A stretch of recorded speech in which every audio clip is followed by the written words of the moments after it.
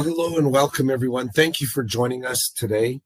My name is Ron Hoppe. I'm the Chief Executive Officer of Worldwide HealthStaff Solutions.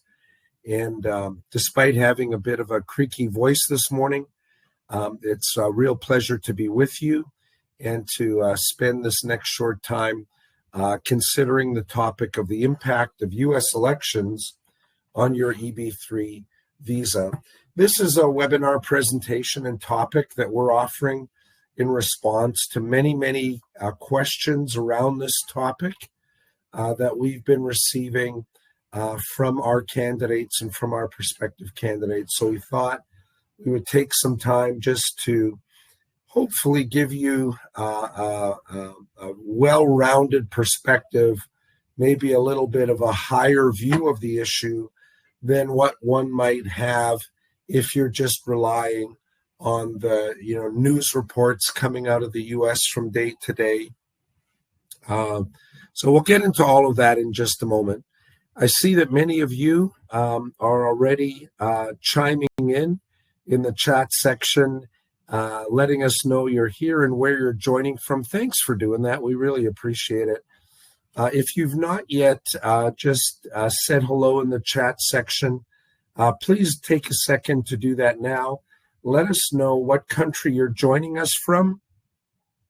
We're always interested to see the many different countries that are represented on our webinar presentations.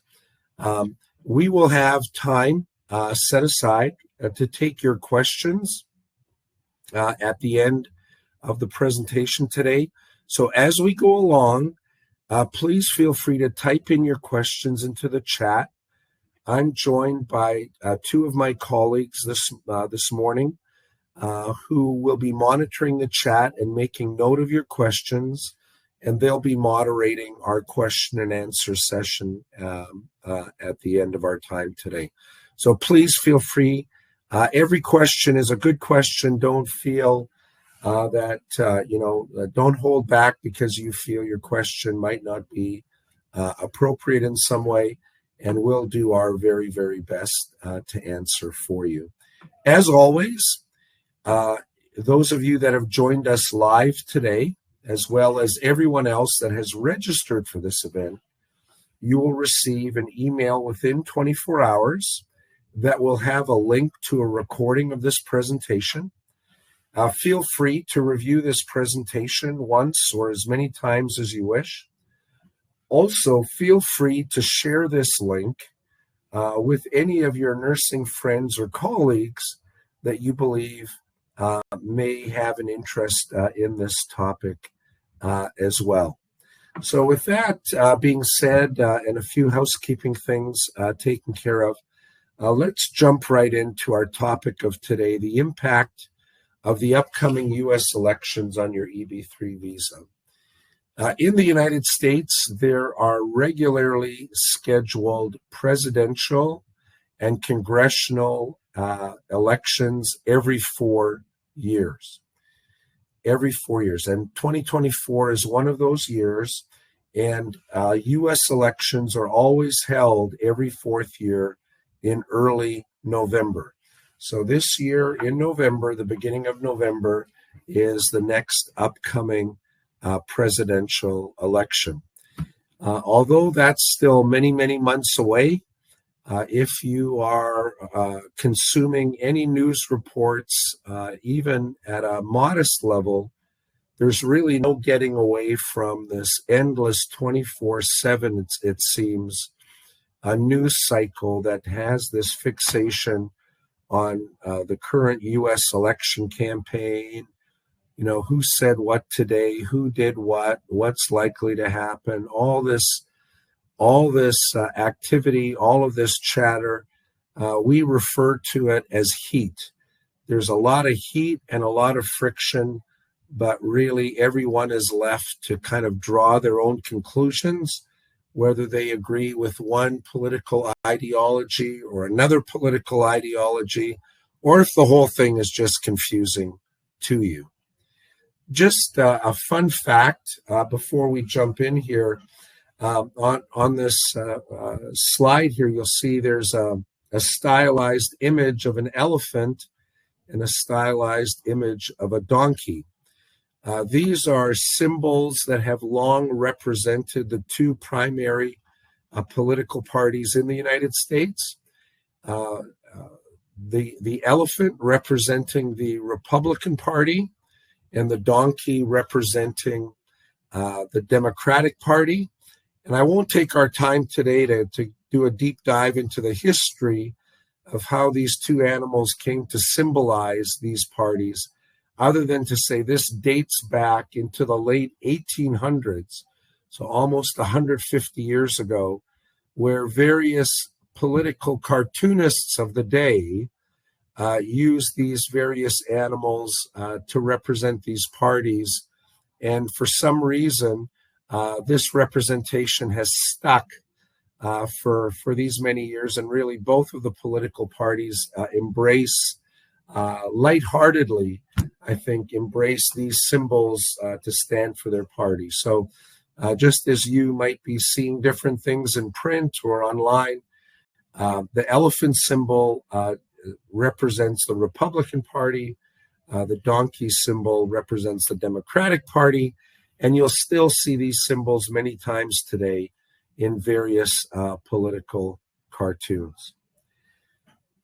I want to start off today by just giving us, as I said, a higher level perspective that hopefully transcends the day-to-day chatter that is in the news cycle, and who's going to win and who's likely not going to win, and so on and so forth. But so to do that, I found this very interesting statistic.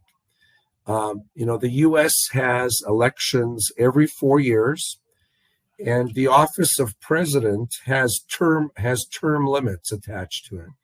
So if you're elected to be the U.S. president, you are limited to serving for 2 terms, which is a maximum of 8 years. So in the history of the United States, there have been 46 different presidents, and these presidents over the years have consistently represented one of the 2 political parties. So when we look at immigration from a historical perspective, I found this really interesting. In 1890, so 130 years ago, the U.S. foreign-born population was about 14.8%. So 14.8% of all persons living in the United States in 1890 were foreign-born, 14.8%. Fast forward to 2021, and this number is really little changed. It's 14.1%. And the point simply that I would make here is that the percentage of foreign-born individuals in the United States has remained fairly constant, even as the population has grown, obviously, very dramatically over 130 years. And immigration has kept pace, regardless of the party that the president of the day represented. So over 130 years, I haven't looked exactly, but I would expect it's probably fairly evenly split between times where we had Republican presidents and times where we had Democrat presidents. And over the span of this extended period of time, really, despite varying immigration policies, the evolution of U.S. immigration legislation, this percentage is held pretty steady. In fact, very, very steady. That brings us forward to sort of the current time, and I want to take a few moments and just talk about the current immigration system, specifically the current immigration system that relates to legal employment-based immigration. Right? If you follow the U.S. news at all, immigration here is in the news very, very frequently. Unfortunately, it has to do with the issues related to undocumented, or some call illegal, immigrants in the U.S. And unfortunately, that seems to take up everybody's attention on this issue. But we're going to focus today on the part of the immigration system that relates specifically to legal employment-based immigration. And you'll see that it's kind of a good news, bad news story when we look at the current immigration system. So here we are today in 2024, and we are working with an immigration system, the EB3 or green card employment-based permanent residency program that has essentially been unchanged since 1990. Now, you could say that that's a good thing because the system is stable. Everybody knows all the details, the ins and outs of how the system works. And even if it isn't working as fast as fast as we would like, we know that if we follow the process, we're going to get an outcome that we're looking for. Right? It works. It takes time, but it works. So that would be the upside of the system not changing from 1990. I'd be interested for some of you to just quickly put into the chat thoughts that you have about what might be negative about the system not having changed since 1990. Just very short 2 or 3 word answers or a quick sentence. Anybody have any thoughts on why having an immigration system that hasn't changed in 33 years might not be the best thing? I'll just take a second to let you share your thoughts on this.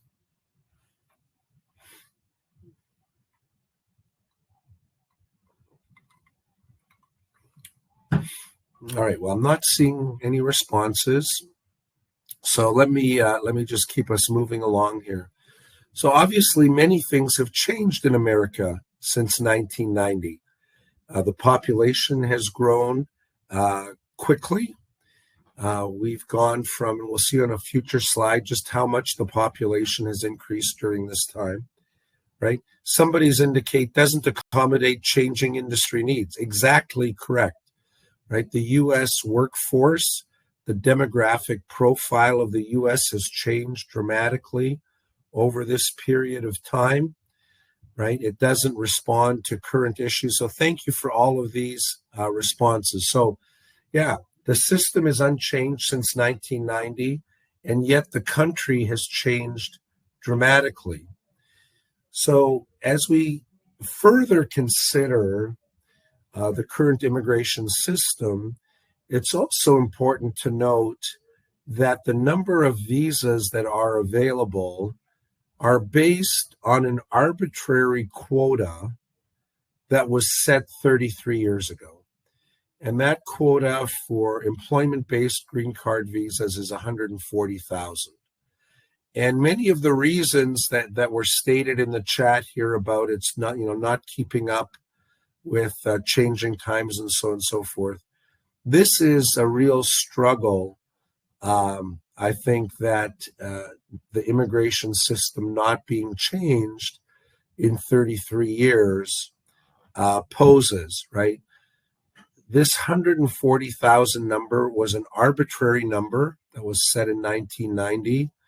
Not going to take time today to try and give a history lesson on how that number was arrived at, right? But the world has changed. The United States has changed.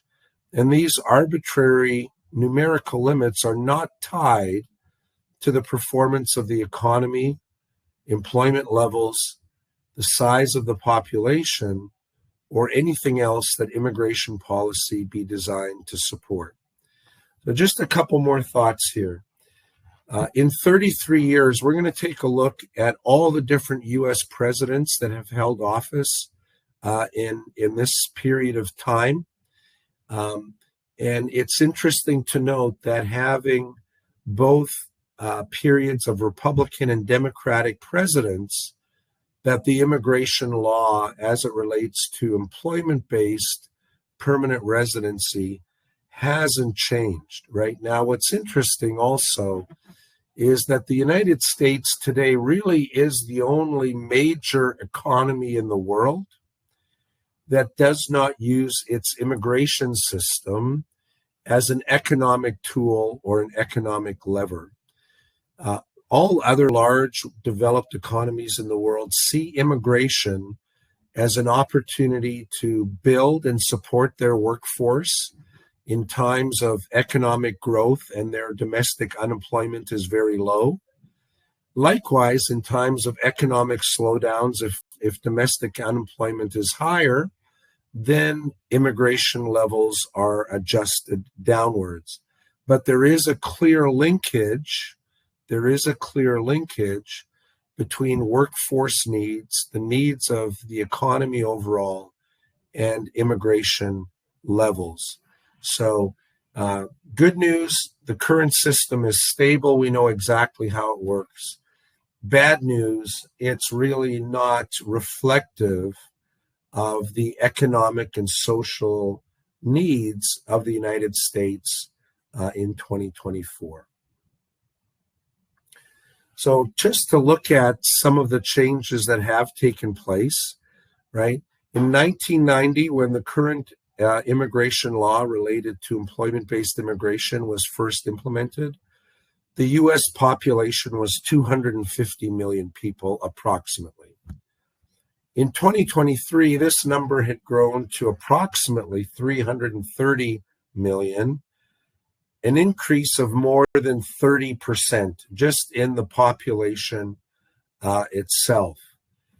And what I found to be really interesting is when I took a look at changes in the economy, etc., and if the immigration system was linked to economic need and economic growth, if employment-based immigration caps were tracked to changes in the size of the U.S. economy between 1990 and today, the cap in 2019 would not have been 140,000. It would have been much closer to 280,000, which is virtually double the number. It's double the numbers, right? So what we're dealing with is an immigration system that's been administered by both political parties over various periods of time without any meaningful change, giving us an immigration system today in the United States that's under increasing pressure because the economic needs and the economic opportunities in the country have grown even much more quickly than the rate of the population has grown. So this is something that is first and foremost amongst everyone that is advocating for greater numbers of visas to the U.S. generally, and specifically a greater number of green card visas for employment-based applications. So just to give you a perspective, right? Because we don't want to get all wound up or sucked in to sort of the hysteria of the news of the day as it relates to the elections. Election is important, and we're going to get to that. But again, to have perspective. So if we go back, we won't go back all the way to 1990, but if we go back to the beginning of the 2000s, all right, George W. Bush was president from 2001 to 2009. George W. Bush was a Republican president. George W. Bush followed his father, who was also a Republican president in the latter part of the 1990s. So it was George H.W. Bush was followed by 8 years of Bill Clinton. And then George W. Bush became president in 2001, Republican president. At this time, the current immigration system had been in place for about 11 years. And just a couple of noteworthy things related to immigration that took place during the term of George W. Bush. And then there's one additional one, very important, I'll also mention here. So if you just take a look at the 3 bullet points here, immigration legislation that was brought forward under the Bush administration, Enhanced Border Security, Homeland Security, Secure Fence Act, right? All things that are focused pretty much internally to the U.S., focused on maybe limiting the number of immigrants, etc. And what happened in 2001 that changed our world?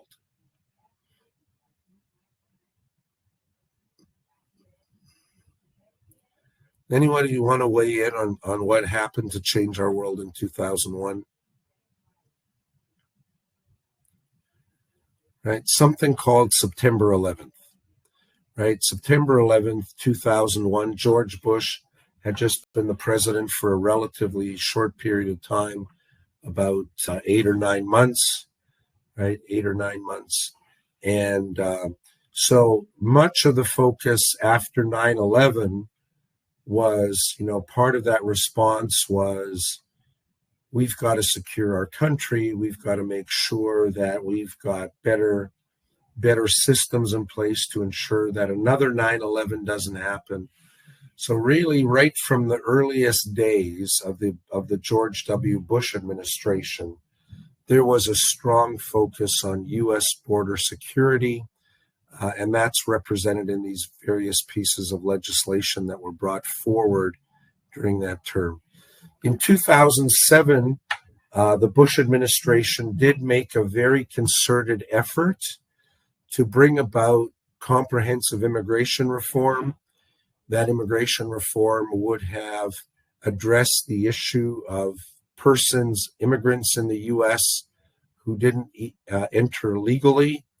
It would have addressed persons who were born in the U.S., but whose parents were in the U.S. illegally at the time that they were born. It would have addressed additional security measures. It would have addressed making more visas available. But in 2007, although that legislation had support from members of both parties, ultimately that legislation didn't pass. It died, and the Bush administration ended in 2009 with any meaningful immigration reforms being implemented other than those focused on the U.S. securing its borders and having better systems in place for controlling and knowing who was entering the country. George W. Bush was followed by Barack Obama. Barack Obama was president for 2 terms, and he was a Democrat president. He represented the Democrat Party, and President Obama came into offices having made some pretty bold commitments during his election time on actions that he would take to address the growing immigration concerns that were continuing to be part of the political debate here in the U.S. President Obama, as promised, did take some executive actions. Specifically in 2012, he took action on something called a program that was called Deferred Action for Childhood Arrivals. So this was individuals that were in the U.S. illegally, that were brought to the U.S. by their parents at a very young age, had probably gone to elementary, middle, and high school here, maybe had gone to university, but didn't have a full legal status. So President Obama, put in place a program that provided additional immigration security to these individuals who were brought to the U.S. as children by their parents when their parents entered the United States in an improper way. Likewise, he instituted, again by executive action, similar a similar type of program for the parents of Americans that had children in America once they got here. And over the course of his term, he expanded both of these programs, and they still exist in some form today. But in the 8 years of the Obama administration, there was also an effort to bring about larger scale immigration reforms, and that just wasn't successful either. So now we've had 8 years of a Republican president, we've had 8 years of a Democrat president, and both of whom tried to bring about immigration reforms that would have impacted the employment-based permanent residency program. And just because of political division between the U.S. Congress, the U.S. Senate, neither President Bush nor President Obama were successful in their efforts to bring about the desired reforms. Fast forward, now we're in 2017. I think most of us will recall in 2017, Donald Trump was elected President of the United States. He served for one term from 2017 to 2021. Because I think in part anyway, because of the inability of previous administrations to bring about any sort of meaningful immigration reforms, even dating back to the time of President Clinton and the first President Bush. President Trump came into office, and by executive action, he brought into force several controversial, very controversial measures to address one part of the immigration issue, or one part of the immigration discussion, and that was around illegal immigration and around just the general security of the United States. You may recall in 2017, President Trump installed a fairly wide-ranging travel ban from quite a number of countries that essentially prohibited individuals from those countries to enter the United States. The vast majority of those countries were primarily Muslim countries. So this travel ban was very quickly referred to as the Muslim travel ban. And, you know, it was a very, very controversial measure with very strong views on the opposing political parties. You know, and the purpose of us here, of us spending this time together today, is not to get into a political debate or for us to advance one political point of view over the other. But again, extremely controversial. This ban was eventually lifted. I don't have the exact data in front of me, but this was a focus of the Trump administration. The Trump administration also worked on something called the Final Rule on Public Charge Ground of Inadmissibility. This also was really, again, depending on your point of view, was a new, very, very restrictive policy, or it was simply enforcing a law that already existed that hadn't been enforced for many years. Suffice to say, the focus of the Trump administration was not to expand immigration to the U.S., not even legal immigration. I think because of some of these other issues that had been lingering for so long.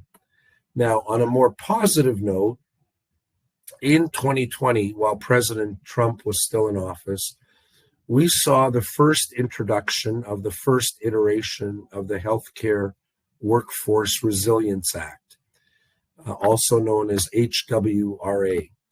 HWRA was well received politically, it had it had reasonably strong support in both the Senate and the Congress by both Republican and Democrat lawmakers. This legislation would have made additional visas available specifically for registered nurses and physicians. But alas, with all of the other legislative activities and other pieces of legislation that were being considered, the HWRA essentially died at the end of the Trump term, the end of the Trump administration, because it hadn't made the required progress through the legislative process here in the U.S. to become law. So although the Healthcare Workforce Resilience Act was introduced in 2020, that iteration of that legislation also went away when the Trump administration went away.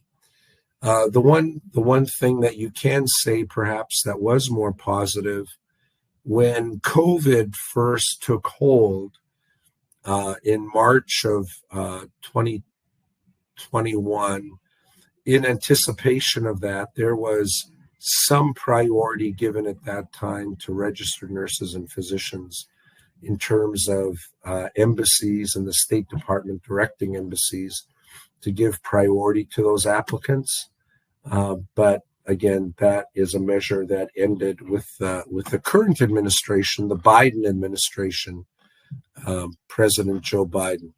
I should note, I think everybody knows, Donald Trump represented the Republican Party.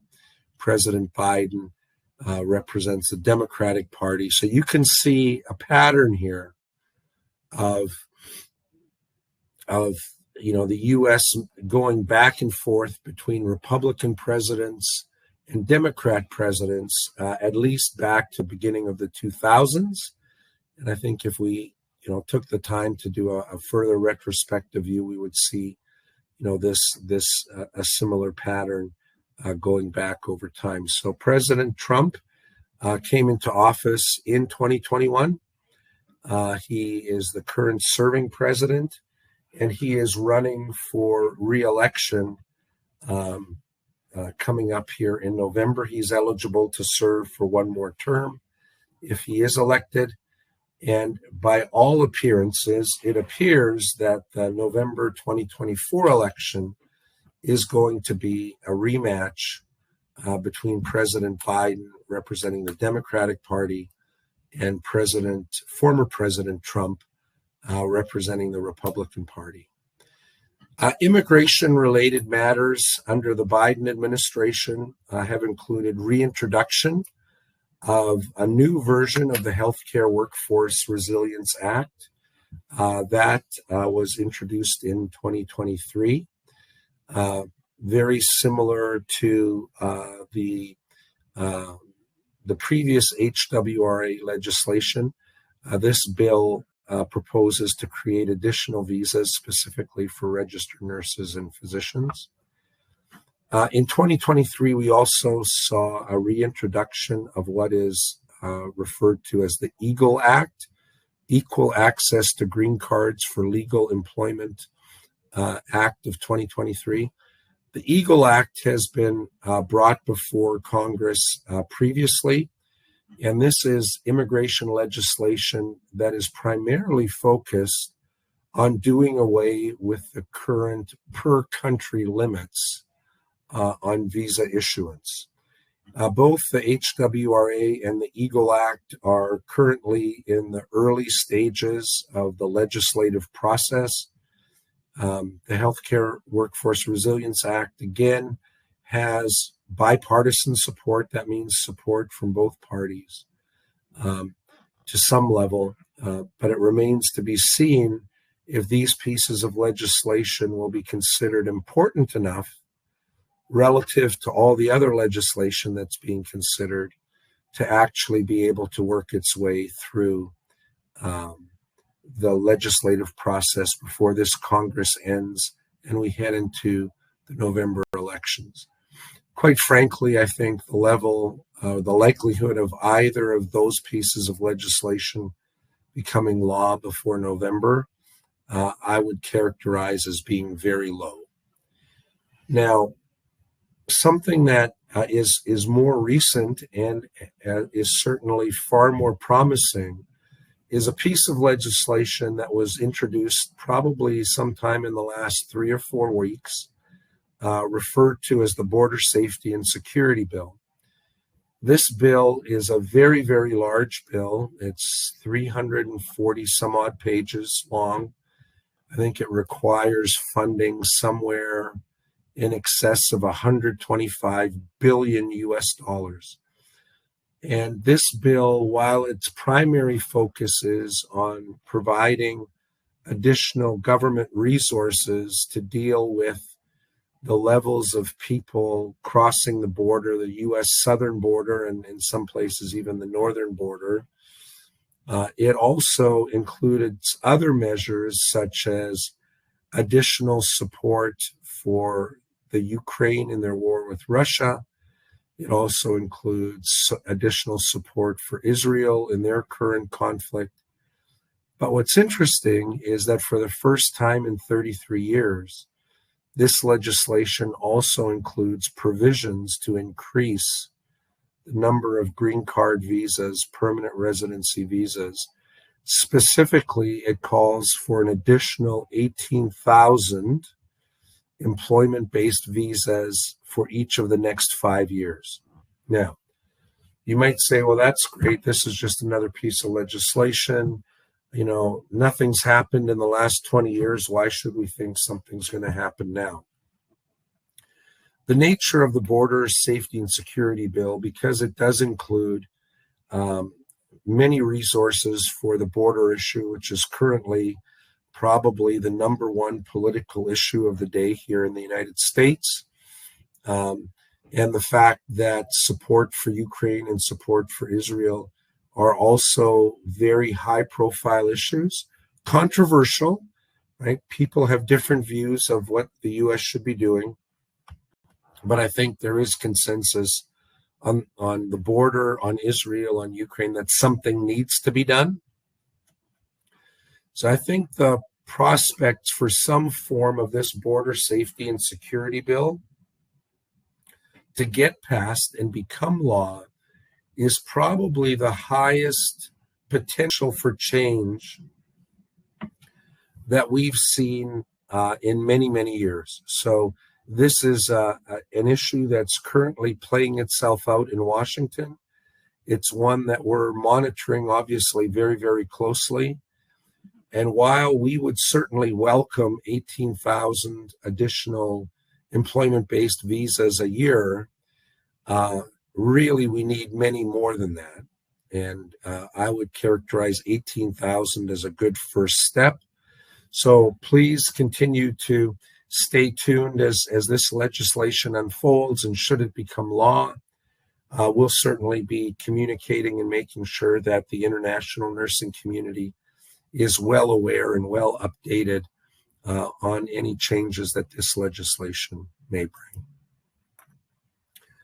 So then probably the question that all of you want to have answered, right, that you want to have answered in attending this webinar today is, what would be the best 2024 election outcome, right? So that you can say, well, Ron, all this stuff you've shared, that's kind of interesting. Thanks for the history lesson, but we're interested in visas. We're looking for visas. What's the best possible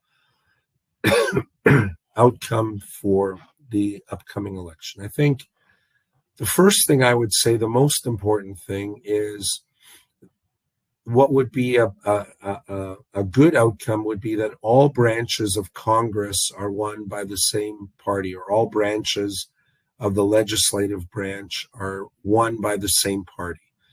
So in the U.S., we have the presidential office, we have Congress, and we have the House of Representatives.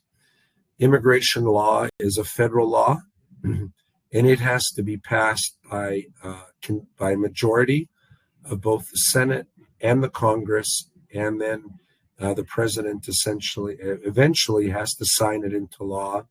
And in some cases, the president has the opportunity of denying or rejecting even an approved proposal that comes from Congress, the Senate, and the House of Representatives. So one strong outcome would be that the president and the majority in the House of Representatives and the majority in the Senate would all be from the same party. This would diminish this ongoing political bickering and political posturing that we have between the parties. So one ideal outcome would be exactly what's listed here, that the office of the president, that the Congress and the Senate would all be controlled by the same party.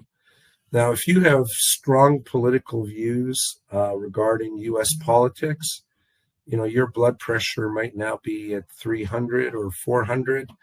Take a deep breath. Again, we're not here to debate the merits of the various political parties. We're here to consider the impact of what the potential impact of the election might be on your application. So that's one. I think if you were to survey sort of neutrally minded persons, there would be a consensus emerge that the Democratic Party is thought to be more immigrant friendly. That I think would be a point of consensus. I think it can also be a strong point of debate and discussion. The Democratic Party certainly is very attuned to the many issues that have arisen from the result of persons crossing into America, primarily at the southern border, in an undocumented, in a almost irregular, uncontrolled way. So I think we can expect to definitely see a lot of supportive actions from the Democratic Party in that regard. It's a bit more of an open question as to how strongly they would support employment-based immigration. But I think if you were to ask, 100 or 300 informed persons in the U.S. that were familiar with the issues of the day and didn't have a strong political affiliation one way or the other, they would probably tell you that they think that the Democratic Party would be more immigrant friendly. The Republican Party, on the other hand, that same group would probably have a consensus that the Republican Party is somewhat more restrictionist in terms of their view of immigration. President Trump advocated a very controversial philosophy of buy America first, or America first, that relied on, things in America should be made in America, should be built by Americans, etc. But the Republican Party is also seen as the party that is most closely aligned with the business community, right, with the corporate community. And so I think what we've seen happen here, particularly in the last 10 years, is U.S. employers are having a far more difficult time recruiting the staff that they need to operate their businesses, both domestic staff as well as international staff. And the Republican Party is seen as being pro-business. So I think at some point there may be a willingness to use parts of the immigration system to support legal employment. I think healthcare would certainly be one of the sectors that would be very much at the top of that list, because the only alternative that U.S. businesses have to chronic ongoing shortages of labor, if they don't have access to a functioning immigration system, would be to send jobs to other countries and have work done in other countries. And that's something that the Republican Party historically has taken a pretty strong stand against. So in conclusion, I think what we can look forward to is clearly nobody knows what the outcome of the next election is going to be. We can all have our opinions, we can all have our preferences, but as we've seen, as it relates to immigration, we've had strong representation from both political parties over the last 33 years in the office of the president. Each of them has tried to advance some form of immigration reform that would have also been supportive of having more employment-based immigration to the U.S. Here we are today. Those efforts haven't been successful. But I think as we look at the current election, we look at the changes that have taken place in the U.S. economy and the U.S. workforce. I think the probability for something getting done by either of the parties is probably increased. The likelihood of emulating or copying some of the immigration policies of the other economically developed countries, I think, is also rather a possibility. But regardless, I think, of who is going to be elected, I think we can expect that if there is going to be meaningful immigration reform in this next congressional session, it's going to come in the first 2 years of the next presidential term. The first 2 years of a presidential term are usually the times where the current president is emboldened to take bolder, more visionary, perhaps more controversial measures, because they have a 4-year term, and the thought is that you can always, the public's memory is very, very short when it comes to politics, and what happened 2 years ago is often forgotten by the time that the next immigration cycle comes around. So be on the lookout. We're looking forward to see what's going to happen with the current border security bill. More optimistic about that than we've been about anything in the recent past.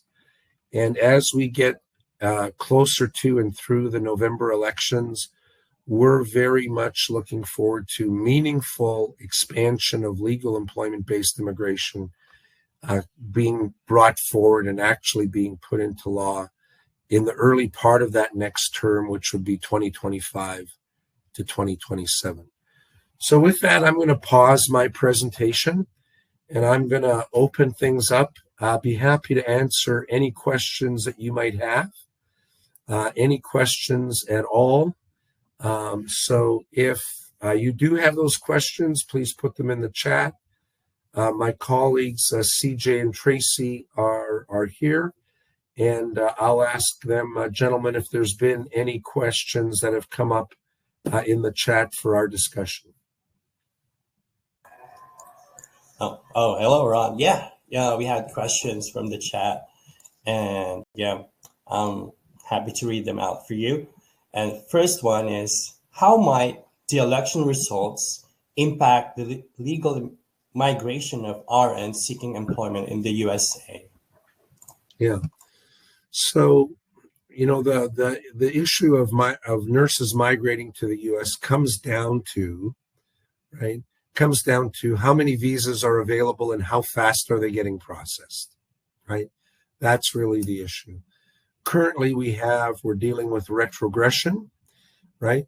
And retrogression simply describes the condition that exists, right, when you have more applications in process than there are visas currently available to be issued to each of those applicants. So how might the election impact registered nurses? The election is only going to impact registered nurses if whoever is elected brings into place regulatory or legislative reform, right, that is going to increase the number of visas. Either increase the number of visas for employment-based green cards, or to bring in some regulatory change that maybe the number of visas itself doesn't increase, but maybe there's now an opportunity to use the several 100,000 visas from prior years that went unused and to recapture those. So again, the honest answer to the question is I don't know. It's going to depend on how high of a priority legal employment-based immigration is going to be to the next president. Okay, thanks, Ron. Another question is, do you think that the retrogression could be extended because of the election time? Yeah. The election really has nothing to do with retrogression, right? The politicians don't decide one day there's retrogression and the next day that there's not. Now, they could decide, that tomorrow there's more visas and retrogression goes away. But again, retrogression is the result of this arbitrary quota number that was established in 1990, this 140,000 quota number. And there being more applications in the system than there are available visas. That's what creates retrogression. So could retrogression get worse after the next election? Yeah, it could, but it would have nothing to do with the election itself. It would simply have to do with the fact that we have this system that hasn't changed in 33 years. And the number of people wanting to immigrate to the U.S. Continues to increase. Now, could retrogression also go away? Yeah, it's possible. If the new administration takes prompt action and is able to actually get it into law. Okay, thanks. And another question is, let me see this one. Was there any significant change in EB3 visas being issued during the previous Trump administration? Yeah. So the answer to that question, I'm going to answer this. I'm going to say yes and no. So the Trump administration didn't bring forward any policies or directives to the State Department that said process fewer EB3 visas. In fact, they said put registered nurses and doctors to the top of the list. We got to get them processed. But there were certainly far fewer visas processed during the Trump administration, but that wasn't driven by any political ideology.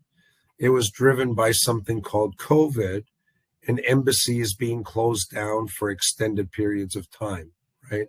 So we've had, during that time, which covered a good portion of the Trump administration, visa issuance was reduced to a trickle, but it was primarily because of COVID and the embassies being closed, not because of some political directive or political ideology. All right, thanks, Ron. And here's our last question. Is there a possibility that the visa issuance will decrease regardless of the upcoming elections? Was the question that visa issuance will increase? Will decrease. Will decrease. I don't believe so. I think visa issuance, ideally, if the embassies and the consulates are working efficiently, should be issuing all 140,000 available visas each year, right? So the number can't go higher than that, right? It can go lower, but it would be for extraneous reasons like processing efficiency, other world events that impair consular operations. But the visa processing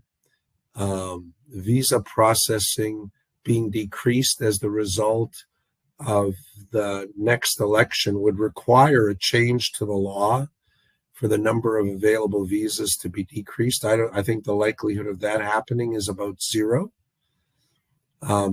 What politicians can do through regulation is they can effectively slow down processing if they were to say and issue a directive to say all the cases have to be reviewed more closely.